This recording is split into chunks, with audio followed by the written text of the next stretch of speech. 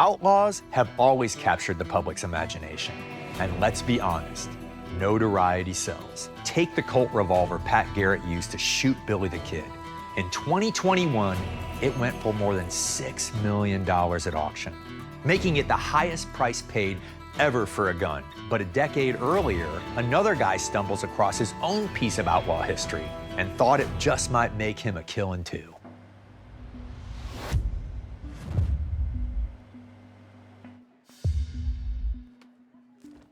The main character of this story is a man named Frank Abrams. He is something of an amateur photographer who also has an interest in antique photographs. Frank is poking around an old flea market, and he sees this great old photograph with 5 old cowboys on it. The photo is a tintype, which is an early type of photograph that could be printed relatively quickly directly onto metal. It's kind of the 1880s equivalent of a Polaroid. It's cheap, it costs about 25 cents. So he buys that with a couple other photos for about $10, and he takes it and hangs it on the wall in his Airbnb. It's some Old West whimsy. Then one day in 2011, he sees a story about a photo of Billy the Kid selling for $2.3 million. And that's when he takes a closer look at his own tintype. One of the figures looks familiar. There's a guy in the front row on the far right, and it looks like he's blinked because it's a 6-second exposure. He's a little gaunt. He's got an impressive mustache. As he zooms in on the photo, he's looking around and he notices something. Written on the collar, really tiny, Pat Garrett. This is Pat Garrett. Now, Pat Garrett was a lawman, was involved famously in the Lincoln County War. Garrett is famous for his own exploits, but you do not say the name Pat Garrett without saying another name, Billy the Kid, who Garrett killed in the line of duty. The more Frank looks at that young guy in the back left of that photo, he starts comparing that kid to the kid in the photos. And he's thinking, wait a second, they sort of wear the same cardigan. And when you look at them, they also have the same sort of asymmetrical face. Really key is Billy's wearing this little pinky ring. And in his photo, that kid in the back left is also wearing a pinky ring.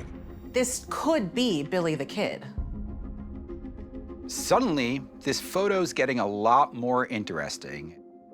That's when Abrams starts asking himself, if a photo of Billy the Kid alone is worth $2.3 million, how much could one be worth that shows both Billy the Kid and Pat Garrett? But why would the most famous lawman in the Old West, Pat Garrett, be posing in the same photo with Billy the Kid? Then, as he zooms into the upper left of the photo, he notices something else, a series of numbers. It's 8/02/80. It's August 2nd, 1880. And that date is actually really significant because at that point in time, Pat Garrett and Billy the Kid, they're not enemies, they're friends. In the Old West, the border between lawman and outlaw was a porous one. Many men went from one side to the other and sometimes back again. Pat Garrett and Billy the Kid drank together, they gambled together, they even went out and target practice together. But the relationship sours when Garrett becomes a lawman. And suddenly, Billy, his friend, the outlaw, can no longer be his friend. He has to bring him to justice. Garrett and associates come upon Billy staying at the house of a friend. Billy hears a noise, famously asks, "Quién es?" Who is it? The answer comes in the form of gunfire. And the short life of one of the American West's great outlaws comes to an end. Pat Garrett pockets $500 for ending his old buddy's reign of terror, and even gets himself a shiny gold sheriff's badge out of the deal. As for Frank Abrams, that little flea market find that he snagged for $10, the one showing both the killer and the killed, is now valued at more than $5 million bucks. And while Frank plans to hold on to it for now, he has finally taken it down from the wall of his Airbnb.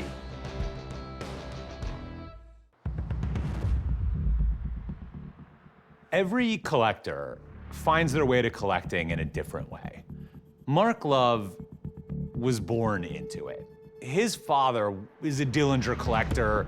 He became a Dillinger collector. They were both obsessed with this folk crime figure that was John Dillinger.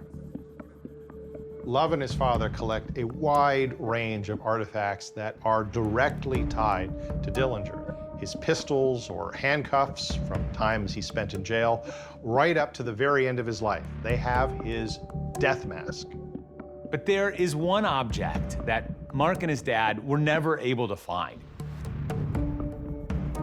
A 1933 Ford V8 that Dillinger used in his breakout from prison. It had to be somewhere. They just had not found it yet. The story of the car that becomes Mark's obsession begins in 1934. Taken to Crown Point, Indiana, the Lake County Jail to be tried for the murder of a policeman. Happened during one of his many bank robberies. Dillinger was an infamous bank robber, and over time he also became something of a folk hero. Because when he robbed a bank, he would not just take the money, but destroy the mortgage records so that the bank couldn't foreclose on your house. He's also got the charm and the good looks of a Hollywood movie star, Humphrey Bogart.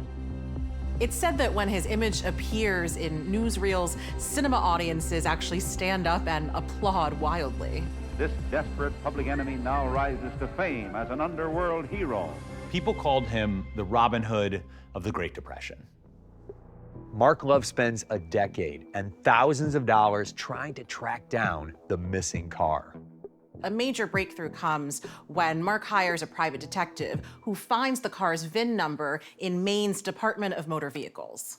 This is the lead he's been waiting for. Love heads to Maine. He finds the owner. The owner's father had actually bought the car at the auction in 1940, and it had been sitting in the garage all of this time. There had been some intention to restore it, never quite get around to it, and years go by. The car gets passed down from father to son, and eventually the son decides to plate it. And that's how the VIN number gets registered in Maine's database. After all these years, Love finally finds the car and then pours thousands into it, bringing that old V8 back to life.